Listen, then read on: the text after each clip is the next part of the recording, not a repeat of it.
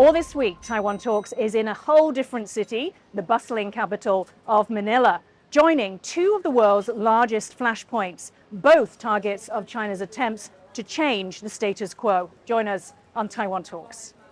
Joining me are Batongbacal, University of the Philippines Institute of Maritime Affairs and Law of the Sea Director, and Richard Heydarian, the View From Manila TV host and University of the Philippines Senior Lecturer. Both very warm welcome to the show today.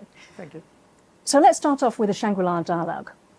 China and Taiwan expert Bonnie Glaser said that China's defense minister's performance at the dialogue was an embarrassment for China. She described it as a little amateurish. How do you think the competing performances measured up, Jay, between the Philippines, China, and the US? Yeah, I would tend to agree in the sense that I think what China did was to alienate ASEAN even more and make them even more suspicious, perhaps. No? It was clear that China was trying to insert itself into ASEAN. It was trying to speak for ASEAN in a way. And I don't think that will be received very well by the ASEAN members. How was it that that China upset ASEAN? Well, I think if you see the initial intervention of the Chinese general, it was as if he was trying to speak for ASEAN. And then later on, the second time, I think the defense minister, again, trying to play on ASEAN centrality and trying to say that ASEAN was being broken by one of its own members. The Philippines. Yes. But, you know, all the ASEAN members, even in their interactions, would know the truth. No? And even if they have their differences, they all are facing only one common problem, really. And it's basically China. And each one has chosen to try to deal with it in its own way, given its own tradition, its own diplomatic style. But they all know that this is the common challenge, not really one country, no? Even though that's what China tries to portray. So I think that ASEAN members will see through that, especially their respective peoples. They will see through that. And that only raises, in a way, their defenses even more. I mean, their psychological defenses even more.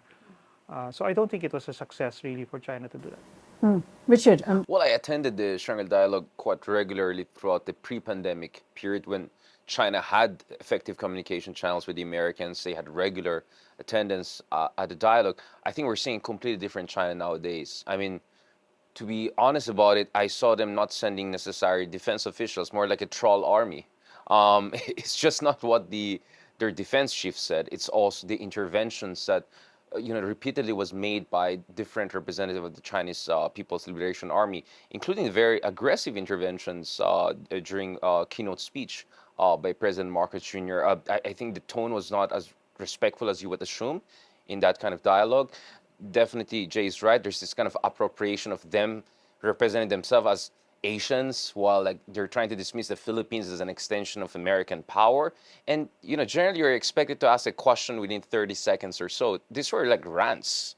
So this kind of rant diplomacy definitely did not go well. And let's not forget, I mean, there's a reason why Singapore chose President Marcos Jr. as its keynote speaker this year, because they felt that the Philippine perspective is an important perspective and it's representative of perspective of the region. So for China to dismiss the Philippines as some sort of kind of an outside view goes against the very spirit of why the keynote speaker was Ferdinand Marcos Jr. Yeah. So Jay, the Shangri-La Dialogue is an opportunity to almost reset relationships, especially through the bilaterals on the sidelines. Do you assess that, let's talk about US and China and the Philippines, do you assess that these players try to do that? Well, I think Shangri-La Dialogue is supposed to be a venue for communication, and in a way it's supposed to be for bridge building. But what we saw there, especially from the Chinese representatives, was really shoring up the walls. They're creating even more reasons for doubt. And they're really just doubling down on their excessive claims, and they're trying to impose themselves, really. So I think many ASEAN members will see that as an indication of where China is really going in the near future. And it's going to be a China that is overbearing and really imposing itself on the rest of the region. China mentioned ASEAN. Philippines also, obviously, as a member, mentions ASEAN. For both sides, what does ASEAN represent? Well, if we go back to the history of ASEAN, ASEAN really represented an opportunity for building a community, really. And that's what all the efforts around economics was about, no? And I think all the ASEAN members have invested quite a lot in that. For China, given its interests, no, it actually does not see an ASEAN community as being in its interest, because that's like a unification of all the countries that they call peripheral countries. So, and yet it still talks about ASEAN centrality. Yes, but so it talks about centrality when all the ASEAN members know that that's not what its practice has been. Huh? So what's its purpose in constantly mentioning this? What's its strategic goal? I think it is now shifting to try to alienate the Philippines, or to separate the Philippines from the rest of ASEAN, to set us against each other, essentially. Try to isolate the Philippines, hoping that this will, put more pressure on the Philippines or counteract the apparent effectiveness of its advocacies and positions. They're trying to head off the other ASEAN nations, viewing the Philippines, as taking a new and possibly correct path, a new option vis-a-vis China. And that's why they're trying to, again, drive divisions into ASEAN. I see. So they're trying to paint the Philippines as an exception, as an outlier. Yes. And a troublemaker. Or at the very least, a deputy sheriff of America in Southeast Asia. If Australia is a deputy sheriff in the Indo-Pacific, that's the kind of rhetoric they want to put forward. I think President Marcos Jr.'s speech was spot on in terms of saying we are for ASEAN centrality, but a centrality that is not just aspirational or symbolic, a centrality that is embodied in inclusive and effective forms of conflict management. If you're just going to be the spokesman for China, there's no centrality if you're just a fodder for China, because China wants to use ASEAN to exclude America and other so-called external powers out of the question. So I think this was why what we saw was not really this responsible defense diplomacy, but really wolf warrior troll kind of diplomacy by the Chinese representatives in the Shangri-La Dialogue. And I think it's also important to note that, ASEAN and community building was about treating each other as equals. And the experience of many ASEAN members vis-a-vis China clearly has not been one of equals. And China does not lose the opportunity to emphasize its superiority or the preemptive nature of its interests. So I think that's why it simply doesn't connect with ASEAN. Richard, China is accusing the US, it has for a while, and it did during Shangri-La, of trying to set up an Asian NATO. Also trying to say that Russia's invasion of Ukraine was a result of NATO expansion, Eastern expansion. So, joining the dots, what is this saying about China? Well, the rhetoric is they're being encircled, and whatever they're doing is purely for defensive purposes. Now, of course, that's funny when you look at really when it's down to the Philippines and China. Clearly, the Philippines has no capability to threaten China, so they have to make it look as if the Philippines is just a tip of the spear. Now, the timing of their intervention was somehow, helpful to China, because we just had the JAFUS, Japan-Philippine-US Trilateral Summit last month, and then we also had the second squad meeting this time. So I think in terms of headlines and rhetoric, it was a perfect timing for China to come in. But were they able to substantiate that Asian NATO argument? I don't think so. I think it came off very wrong. I think it came off like China being, histrionic and paranoid. And I think that's where also the intervention by Zelensky was very important. I think Zelensky very politely said, if China is really neutral, you have to show that neutrality, because everything you do shows that you're actually helping Russia against us. And he still invited the Chinese to come to the peace summit to Geneva later this month. So I think if it's a question of career advancement, maybe they did a good job. If it's a question of defense diplomacy and winning over hearts and minds in the region, I don't think China did a very good job. Jay, let me ask you, though, staying on this idea of an Asian NATO and the US, did you think that there were elements of Lloyd Austin's speech which would also lead credence. You talked about the Squad and, you know, the so-called bloc formations. Austin's speech talked about the convergence that's occurring in the Indo-Pacific.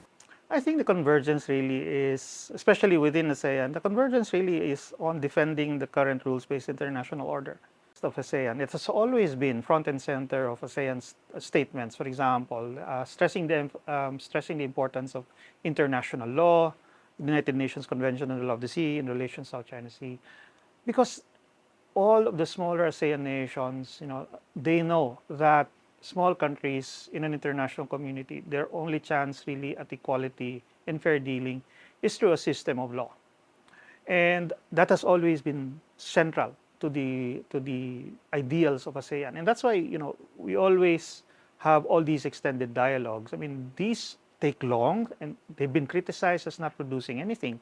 But over the long term, we've seen how it has contributed to stability within ASEAN, improvement of their relations. It has been effective in preventing outright armed conflict between so many members that have pending, you know, issues with each other. No? So that shows you, I think, the effectiveness of this institution. But to say that that now will transform into an Asian NATO, I mean, that's so far from the truth. And the experience of this region has shown that right now that's not in the cards. We've had CETO and that has already fallen by the wayside. And since that time, each one of the ASEAN members have basically been working on their own specific and individual strategic partnerships and alliances. It just so happens that the Philippines has this historical relationship with the U.S. Thailand also has a relationship with the U.S., but that hasn't, you know, that hasn't resulted in Asian NATO. And Malaysia, Vietnam, and they all have their respective defense strategies and policies, etc. And none of that, no, at this point, no, is going to be creating an Asian NATO. Is there such a difference, though, between, you know, a Article 5 of NATO, which is where a strike on one is a strike on all, and the system of connections with the US and mutual defense treaties, which would draw in those countries? I think no, we're not that far yet. I mean, it's been pretty clear from the way the Southeast Asian nations have been, you know, speaking about defense issues, and the U.S. and China, that they want to preserve their autonomy on this. No? So we're not at the point where a strike on one is a strike against all. However, all of them also know that a strike on one has serious implications for everyone else. So I think that what's happening now is only, you know, it's only logical that they would respond to perceived threats to their interests and their national security. And they all have divergent views on how to deal with it, but they do have more or less, I think, especially around South China Sea, they do have a common perception of where the threats really lie. I think I didn't answer you properly in the sense that there is a connection between the Ukrainian question and the Asian NATO, because the whole logic supposedly for Putin's invasion of Ukraine was NATO expansion. So China is implicitly saying that there's also a NATO expansion on the other side, and therefore, just like Russia, we may have a casus belli. So we may need to invade Taiwan. And maybe that the biggest implication is for Taiwan, but also for the Philippines, because if you're looking at the South China Sea, any moment, I mean, our naval servicemen are getting injured as we speak. This is not gray zone. This is a completely different territory we're talking about, just short of armed confrontation. But I think it was very important for President Marcos Jr. to come in and say, we also don't want to make a choice. We have a treaty alliance with the United States, but we don't want to make a choice. We want to hedge. We want to forward our own national interests. And he said it very important. He said, we need both countries, US and China, for regional peace and stability.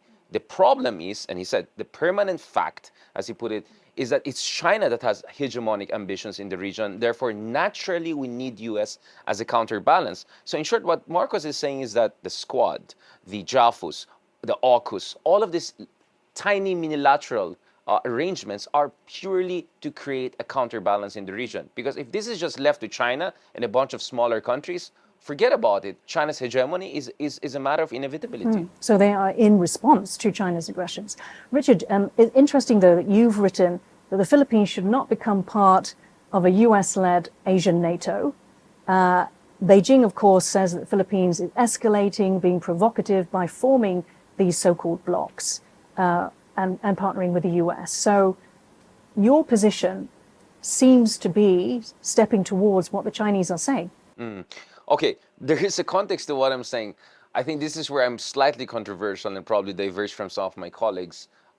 My understanding here is that the Philippines' primary interest right now is to avoid a conflict in the South China Sea and make sure we can preserve our core interests there.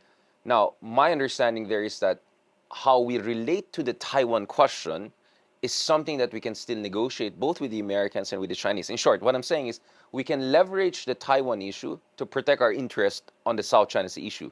So I do believe as a matter of the rigor, we need to be part of deterrence of China vis-a-vis the Taiwan question. But to what degree? For instance, should we host 10 HIMARS missile systems, 20,000 American troops in ETCA? I think we have to go a little bit slow on that and use that as a leverage to get some concessions from China. I know a lot of my colleagues disagree with me because my colleagues would argue that actually China invading Taiwan is even a bigger nightmare than the South China Sea issue. But I think it's too early to talk about that. I think in the meantime, the Philippines has to first focus on de-escalating the situation in South China Sea, protecting its interests there, then slowly, I mean, let's not go 10 on the Taiwan question. I'm saying we can go 5 or 6 out of 10 because, I mean, this is a tactical military questions. And then let's see where it goes from there. In short, let's not get too much ahead of ourselves because the fundamental worry I have about the Philippines is this wild swings that we have. We have one administration who wants to be complete friends with China and dump the Americans. And then suddenly another administration comes in. I'm not saying Marcos is the opposite of Duterte, but there are many hardcore anti-China hawks and pro-American folks in the Philippines and in the government who I think want to push us completely in the other direction. And all I'm saying is that chill. Let's take it slowly. Let's be more calibrated. So in that sense, I'm completely disagree with the pro-China faction. The pro-China faction is forget about both. Let's not help Taiwan at all. Let's just be neutral, which is impossible. And then on South China Sea, let's find a compromise and accommodation, which of course we're not going to do. That's going to violate our sovereignty. So my position is a bit somewhere in the middle, or rather sequential. Yeah. Okay. Thank you for putting me on the spot. Yeah, That's that was a okay. good one. Yeah. Jay, what's your view on that? Can the Philippines, because this is what I heard from you, use Taiwan as a leverage against China? Well, of course, if you're going to be dispassionate and very strategic about it, of course it can. No? But that doesn't mean that it should. No? And I think the thing here is that we're talking about people and their interests. We're talking about nations. I think that with Taiwan, the relationship between the Philippines and Taiwan has always been rather good and strong, and it won't be easy to do that kind of leveraging. I think, no? And also because in terms of the Philippines and its position on this issue, I think it hasn't historically really given as much thought to it as it should. No, so in that sense, I agree with Richard that we should go slow. We shouldn't be making bets yet, no? And then he also points out the wild swings within Philippine foreign policy. Yes, that's a reality we also have to consider, and also the tendency of the Philippines and the politically to be rather divided on these issues. Everything has to be debated at length, no? So if only because of that, no, we cannot make such extreme commitments immediately. There has to be a process of consensus building first. No? But I think it's also very important for us, I agree with Richard on this, that we deter any radical and violent action on the part of China. But it all depends right now, actually. We've seen how China has become much more belligerent and reckless and very imperious and imposing. No? So we just need to put a lot more thought into this, I think. And my point also here is that the Philippines also has to be more independently capable of, if push comes to shove, even help Taiwan. So for instance, I welcome the development of the comprehensive archipelagic defense capability concept. I welcome the Philippines building more capabilities in Mavulis Island, which is very close to your southern shores. I come from the north of the country. I remember we listened to Taiwanese radio when we swim in certain areas. So you guys are a geographic reality, not to mention we share values. So I think, just to clarify, what I'm saying is that instead of us just listening to the Americans telling us, oh, you know what, to prevent the Chinese, we need to do the following 10 points. I'm just saying, let's be a little bit careful on that and let's build our own also capabilities in the area, because we cannot be neutral if war happens. But we have to do it with our own strategic agency, not just an extension of American power, because the reality is the Philippines is the weak link in any of these alliances I mentioned, whether it's a Quad with Australia, Japan, US, whether it's the trilateral. So we need to build a little bit our capabilities. And my sense is China is not going to invade Taiwan in the next 3 to 5 years. So we use that 3 to 5 years, build our capability, be a more important ally, then negotiate the terms of how we can help Taiwan on our own terms, not Washington, D.C.'s terms. That's my intervention, yeah. I want to stay with you, Richard, because you have written a lot about bullying and Beijing. And you've said that with their superior might, they can ill afford to continue with this behavior. But Beijing refuses to accept that. And it wants to paint, as we said, the US as a hegemon. So going back a little bit towards the Shangri-La event, can you tell me a little bit more about how those dynamics were reflected? They were really talking to a domestic audience. And we know that China is going through a difficult period of political transition. I mean, what happened to the previous defense minister? What happened to the previous foreign minister, right? I mean, I don't want to be working in China nowadays if I were a military guy. So sometimes I have, I don't know, empathy for these guys. They have to tick the boxes. Dong Jun's probably thinking exactly. It could be me next. It's a survival mode situation for a lot of them. And that's why I'm worried. I think, you see, I had a privilege of, having conversation with people like, Henry Kissinger, among others, throughout the years. And, there was always this perception among certain Western experts that China is such a sophisticated superpower. They plan for the next 1,000 years and all. I don't see that. They don't even know what to do with the Philippines in the next 30 days. Forget about the next 1,000 years. It's precisely because of, first, great power and narcissism. They just care about how they can tick their own boxes when it comes to talking points and convince their own in terms of the Kool-Aid that they drank. And the other one is, I think they're listening to the wrong guys here in Manila. I think they have a bunch of tier 4, tier 3 experts with fake think tanks and fake degrees and fake expertise who are giving them all sorts of false ideas about the Philippines. Like, Marcos Jr. is a very weak guy. Duterte's our vice president and ex-president. We can take out these guys or bully this guy and get away with it. They're completely misreading the whole country. Marcos, as any good politician, is following the majority of Filipinos. 70-80% of Filipinos want what we're doing right now. In fact, even more probably assertive than Marcos Jr. So similar to Taiwan. So this tells you that there's a complete blind spot when it comes to China. Jay, do you think that it is a blindness, or do you think that they know exactly what they're doing? They know they're being a bully. They just want to win that propaganda war. No, it is a blindness. They know what they're doing, but it's in their own world and only in their own perceptions.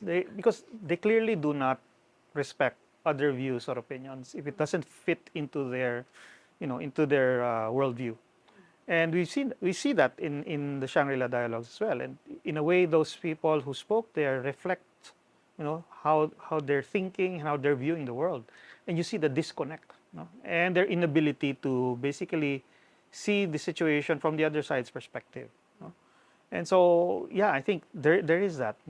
And probably that is the biggest problem here. And they're quite conspiratorial. I mean, I think Jay can say something about it. One of the conspiracy that is coming out of Beijing, because, I write for China-based also publications. I keep my communication channels open. I mean, one of the things I heard him is that, what did the Americans pay Marcos? I mean, the Marcoses don't have the best reputation when it comes to good governance, right? We can have a long conversation about it. But I think there's this idea that Biden may have offered something to the Marcoses under ill-gotten wealth and all, and that explains everything. Again, it's this idea that it's about buying off the head of state. There's absolutely no respect for the democratic process in the Philippines, and they learned nothing. I mean, I think there was this term by Talleyrand, like they saw everything and learned they remember everything and they learned nothing. So they had 6 years with Duterte, and they didn't realize, even if you got the top guy on your side, in a messy, pluralistic democracy like the Philippines, it doesn't follow that everything else will go down. The military has its own mind. Sometimes even cabinet ministers have different minds. So this is what worries me, that China is not only not sophisticated, it's being very immature in how it deals. And an immature power with that capability and aggression is what makes me a little bit worried about the direction of China's foreign policy. Jay, let me put to you that there was a South Korean delegate who basically said this about the Chinese defense minister's speech. He asked the question, how can we trust you, China, when your words, in terms of your speech, and then your actions just simply don't match up? So my question is, what does need to change? Oh, that's a very tough question, because China needs to change. China needs to change. But yeah, words not matching deeds, they prove that to the Philippines every day. Every time we have the bilateral consultation mechanism, every time we have a code of conduct discussion, it's always all about the press, good words, all the platitudes. But then on the ground, their forces continue to erode our jurisdiction. And this talk and take strategy, as it's sometimes called, it's proven every time. So yeah, if they really want to change, if they really want to convince the rest of the region that they're benign, that they're really out to improve everyone's lives and not simply subjugate everyone. Number one, they have to first be really transparent. They also have to be self-reflective. They have to also see themselves from the other side. And that, I think, is what's missing here. They have no capability to reflect upon their actions and their statements. They have no way of seeing themselves, really. Well, we have run out of time, so I'm going to have to wrap it up. Thank you so much, Jay Batongbacal and Richard Heydarian, for joining Taiwan Talks today. Thank you.